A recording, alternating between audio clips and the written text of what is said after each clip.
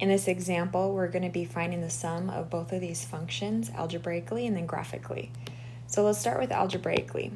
So again, f plus g with respect to x is just the same thing as saying f of x plus g of x. So if I look at f of x, that is 2x minus 1, and then g of x is negative x squared plus 1. So I have a list of 4 terms. I notice that I can combine negative 1 and positive 1, and that makes a 0 pair, so those cancel out. So my final sum in standard form, highest degree to lowest degree, would be negative x squared plus 2x. So we're going to find this exact same answer by graphing both of these and then looking at it graphically, how to find the sum.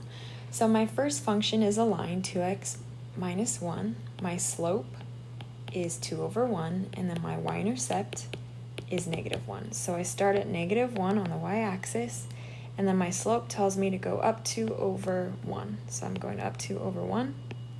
And if I want to go back to the beginning point here to get the other side of the graph, I change the directions. Instead of up 2 to the right one, I would go down 2 to the left one.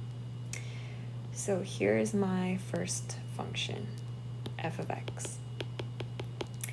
Now graphing g of x, I notice that it's going to be a parabola because of the x squared. It's the parent function going down because it's a negative x squared, and it's a parent function shifted.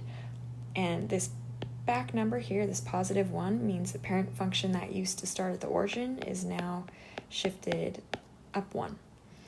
So to graph the parent function from the y-intercept here at positive 1, you're going to the right one, down 1, back to the starting point here, the y-intercept.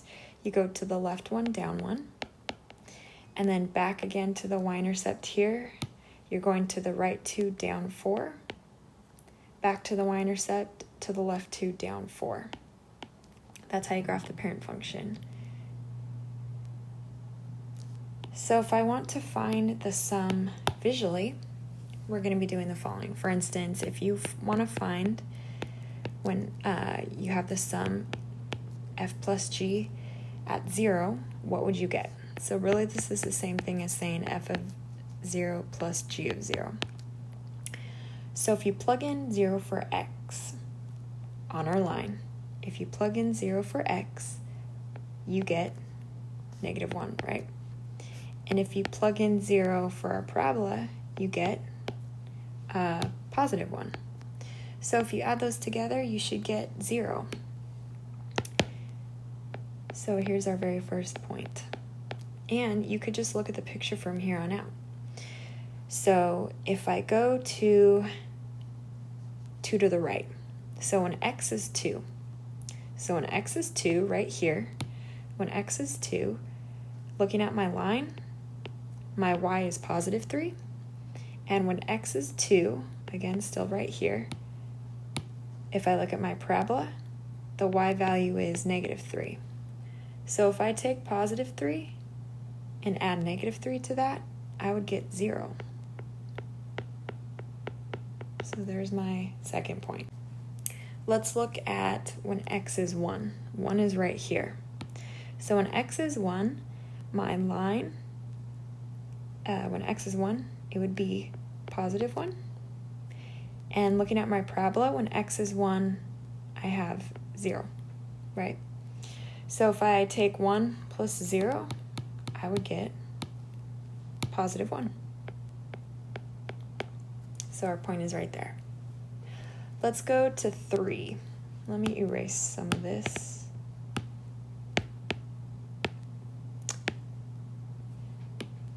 So let's go to positive 3. So when x is 3, what's my y value on my line? So here's 3. So my y value would be 5 up here. And then when x is 3, what is my y value on my parabola? Well, it looks like I need to plot one more point from my parabola. So I'm going to erase this part here and plot one more point. So starting back at the original y-intercept, I already went to the right one, down 1. I went to the right 2, down 4, so I'm going to go to the right 3 and then down 9. So to the right 3. Here's our next point. So when x is 3, what is my y value for my parabola? This would be at -8. So if I take +5 and I add -8 to that, because again, we're adding them together, that would give me -3. So here would be my next point. Let's do one more point. Let's do -1. So when x is -1 on my line, I would have -3. And when x is -1 on my parabola, I get 0. So 0 plus -3 is -3. So now I can connect my picture here, and it is a parabola. In fact, the parabola has an equation of -x² plus 2x.